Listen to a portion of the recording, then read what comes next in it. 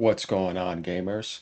So I don't know if you guys know about this, but there was a recent article coming up, which I'm going to get into the full details on. This is an interesting story about whether Satya Nadella, the CEO of Microsoft, the whole company, basically the boss there, was going to wind down the Xbox brand for Microsoft because it's not performing Microsoft status. Which is very interesting because there was something about that between him and Phil Spencer. I'm going to get into that. We're going to get into the full story, how the Xbox has made a huge turnaround because they decided to do what they decided to do and get it to this point now and have this bright future that we see coming up. And what their idea is and why it's not necessarily straight hardware focused, and we'll talk about that too. So over here we see the information here on Reddit. There's also other threads too. YouTubes were doing videos too. I figured I'd do one too. Talk about it definitely as I'm building a co-Xbox community that I've been defending, the past month against like toxicity from the pony base and seeing the Xbox brand more in a positive light and seeing the future that it's heading. And seeing that Sony's actually the one in trouble as we see, man, with the live service nonsense and, the failures of certain things. And, they're not perfect, obviously, so they mess up. But over here it says the information Nadella considered winding down gaming Xbox business in 2021, chose to pursue an acquisition-based strategy instead. We're aiming for 100 million Game Pass subscribers by 2030. Obviously, that's a super, super ambitious strategy, but that would be the idea of saying, Xbox is going to be like Microsoft now because that's what he was saying before in this one interview a while ago. He says, when I see the Xbox brand, I don't want to see it as sport. I want to see it as a Microsoft brand. So we're going to do what it takes. And it says right here in 2021, Microsoft CEO Satya Nadella faced a choice involving the company's Xbox and cloud gaming business. The company could either acquire major game studios or drive more subscriptions to its recent Game Pass subscription service, or it could wind down its games business entirely, Nadella told two people at the same time. Nadella took the first path, acquiring Elder Scrolls maker Bethesda Studios for $7 billion in 2021 and Call of Duty maker Blizzard for $75.4 billion in the fall of 2023. So what people need to understand too, and I've been telling them this because they were trying to like blame Phil Spencer, but it's not actually his fault. The reason the Xbox brand got hit hard is because of Don Matrick, the stupid decision he made with the DRM lockdown and all that nonsense at E3 for the Xbox One reveal was a terrible uh, choice. But they're still recovering from that in a lot of ways because that was just one of the worst blows that ever in gaming history. But what this also means is that it's now Microsoft gaming. It's not Xbox anymore, where it's just Phil Spencer and a couple other people trying to battle it out and come in the industry and go against Sony like they said. No, Microsoft is now involved. That's why you see that huge monopoly coming in and them doing what they need to do to make sure it looks good by any means necessary, like you would know the Microsoft in the 90s. That's what's going on now. So we're going to go ahead and take a look at an interview over here between Phil Spencer and Satya Nadella and also what he said. First and foremost, actually, let's get this out the way. Xbox One, Phil Spencer told Microsoft to go all in on gaming when their brand was threatened. You learn something new every day. We're going to get back to this. But this is what he was telling. We need to go all in. We don't want to do anything half-ass. Let's watch this real quick and then we're going to get back to that. And after he told him that, this is what they had. Now, why don't we start by talking about why gaming is such a priority for Microsoft? Thank you so much, Phil. Gaming has been key to Microsoft from our earliest of days, right? Our oldest currently supported software franchise is, in fact, a game, Flight Simulator, which we released 3 years before the first version of Windows even. Yeah. Gaming is fundamentally aligned and woven into our mission as a company. When you talk about Xbox's mission to bring the joy and community of gaming to everyone on the planet, which I absolutely love, this is precisely what I think of when we think about Microsoft's mission, which is to empower every person, every organization on the planet to achieve more. So as a company, Microsoft's all in on gaming. We believe we can play a leading role. So you see what he said. Microsoft is all in on gaming. That's the decision he tried to make. He's like, I don't want to back down. I don't want to quit.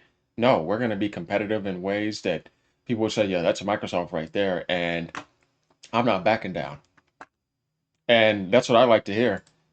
in democratizing gaming and defining that future of interactive entertainment, quite frankly, at scale. There are really three, I think, areas or key areas where we believe we have incredible competitive advantage. First is our leadership in cloud computing. Second, the resources we have to build out the subscription value and with Xbox Game Pass. And third is our overall focus on empowering the creators. And so I'm really excited about the opportunity in gaming. Okay, so yeah, as we know, Nadella is a very intelligent guy. Since he's got in there, Microsoft has just become even more rich, $1 trillion company. He knows what he's doing, and he's in there now, involved. Him and Phil Spencer are working together every day in the gaming industry, and he's going to make sure it's successful. One thing that's interesting about what he said, and I've told people this too, is that Microsoft has the resources that nobody else has. So it's going to be hard to get rid of them if they want to go all in. And they make so much money that you're just not going to get rid of them. So they're going to set up to where you're going to have to go through them regardless. We know that's going to happen through cloud. We know Game Pass is going to continue to be the best service in gaming. And they're going to be able to do a lot for developers. Like you said, we can give you paychecks, we can pay, you know what I mean? We can do whatever it takes to make sure we empower developers, and we're going to do it the right way. Compared to what like you saw going back in the 360 days, they did do a good job, but some people were saying that sometimes they didn't want to work with them because they were being a little bit too harsh. Like Bungie said that too. They didn't want to become a Halo factory. But now we see a more supportive aspect, and that's because Nadella is involved. Phil Spencer has evolved a little bit more too, and seeing them work together now, they're going to benefit gaming like big time. So we could see that happening. That's why they're more consumer friendly, and they're coming to a more universal approach and approaching gaming in a different way. Going back over here to this article here, this is what Phil Spencer said. A few months later, Spencer took over as head of Xbox. Whatever jubilation he felt was short lived. A few weeks into the job, he got a call from Satya Nadella. I don't actually know a whole lot about why we're in gaming, Nadella told him. See, because he was looking at it differently. This is the truth right here. Many developers who had worked on the Xbox One felt let down by Microsoft's big vision. It was, as some told Spencer, not in line with the soul of what Xbox was. Satya was transparent that there could be a future where gaming isn't a business that Microsoft should be in. Spencer told me he looked at where Xbox had failed and how the brand could be saved. If at all, when he finally called Nadella back, it was to say this: if we're going to stay in the gaming space, so we know this did happen, we have proof right here, then let's make sure we're all in. The last thing I wanted to do was run the gaming organization here as a kind of afterthought of the company and kind of half in, half out, like half ass. Let's go fix who we are. See, Phil Spencer wanted to do the right things. He didn't do that. That was Don Matrick that made those dumb decisions. Sure, he's made decisions, but he's not perfect, but he's the best man for the job, and he always has been. I like that guy. He's awesome. He's done a lot of great things. Definitely when it comes to like bringing us more Japanese games too. I mean, he travels around a lot. He does interviews. He knows how to handle negativity. He's never once lashed out. He's very professional and highly emotionally mature. One of the most emotionally mature individuals I've seen in the industry. We have to give him credit. He talks with gamers. He even messages people in the Xbox community. I mean, he's a cool guy, and he's actually a gamer too. So I think he has a good balance between business, professionalism, leadership, being a gamer, understanding the gaming community, and knowing what needs to be done. He doesn't give up, and he keeps working. So that's one thing I like about him. He pushed Nadella to acquire Minecraft for 2.5 billion, a move that gave Microsoft exclusive control over the most popular game in the world. Microsoft announced the game would continue to be available on all platforms. See, even then they didn't lock it off back then. That was never their motive. As Sony was trying to manipulate people in court and say that when they get Call of Duty, they're going to lock it away and all that, but they haven't done that. Microsoft announced the game would continue to be available on all platforms, including those of its direct competitors, which they followed suit. They didn't lie. And they were saying it's going to run worse. Why? But why is there a PS5 Pro patch then? And that's running there, and it's still doing fine. They even allowed you to still continue to get your marketing rights, but that's over with now. That's why you didn't see Xbox selling even more, because Sony was still having the Call of Duty marketing rights this year. Microsoft couldn't do bundles or anything. But from now on going forward, they will have all marketing rights and bundles. So we'll expect some more turnarounds. I can promise you that. It was an unprecedented move for a publisher of Microsoft's size. One of the first calls we got after the Microsoft Minecraft acquisition was from Sony saying, "Are you going to pull it off of PlayStation?" So you see, Spencer said, and I'm like, "Why would I do that? People like playing it on PlayStation. They don't play that game." It's proof right there in the pudding, y'all. We're just over here trying to, you know what I mean, share with you the facts here. Nobody's making up stuff over here. You know what I mean? I don't do that. I don't like doing that. And if I give people really good speculation, it's going to be highly accurate. Um, but that's the thing. Like Sony, like when they were in court, I don't know if you know when they were battling last year, like big time for the not last year, but the year before that. Time is flying fast now. We're in 2025, but you guys know what I mean. Sony was trying to make it seem like Microsoft was trying to steal Call of Duty from them, and it's like, actually, that's kind of what you did because they were running with it in a 360 era. Everybody was playing, Call of Duty on Xbox. Not that it wasn't on PS3, but Xbox was the platform for that, and they were playing Halo. They made the shooter era, you know what I mean, and marketing and selling more consoles with the shooting mindset, and had party chat. Right? What did Sony do in the PS4 era? They took the Bungie rights. They made Bungie content exclusive over there, locked it away. Though that was Bungie was with Microsoft, right? Then they had the Call of Duty rights, and then they put Party Chat on there, and they were charging online for gaming. You can't tell me they weren't running their strategy. That's why I try to tell people like they're not as creative as you think. They actually still in copycat a lot. Microsoft is very innovative. Nintendo is highly innovative. Sega was innovative. You know what I mean? Sony sometimes, but they're gonna be last place in that. I'm just speaking facts here. You know what I mean? And fanboys can get upset all they want. I don't care. You shouldn't get mad for speaking facts. But this was back in 2019. You see what I mean? We wanted to backtrack so that we can see the truth today. And then you can go down here and take a look at even more of the interview down here between these two, right? Yeah, and the complementary pieces open up across the games themselves, and that's where Game Pass comes in. That's right. With Game Pass, we're truly redefining how games are distributed. A Netflix model.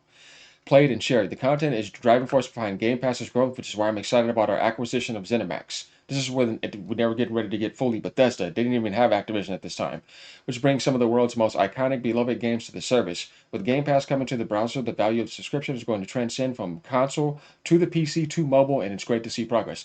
They were already thinking about expanding at this time. I'm telling you, they were way ahead of Sony. Now Sony's doing all this. They copied them. They've been doing that. They copied Nintendo a lot. And what I don't like about the PlayStation community is they don't give respect where it's due. And you're sitting over there enjoying all the benefits that they have innovated. I kind of find that intellectually dishonest. You know what I mean? And I already showed my PlayStation Platinums yesterday. I've shown all the games I had, right? I've shown you all that I support all of the devices. And you saw that I'm a hardcore high level gamer. When I get to the top at anything I do, I'm always at 1 or 2% at the top on all the games that I play that have that. And over here, we're trying to be honest and be very genuine. You know what I mean? Not intellectually dishonest, and a lot of people are. Just being honest. You know what I mean? Just because you're not on a device and you don't support it does not mean you need to be dishonest. I cannot like something, but I will still give something credit and be able to see the truth of it, right? And if it's giving me benefits, I will, give that credit and respect that.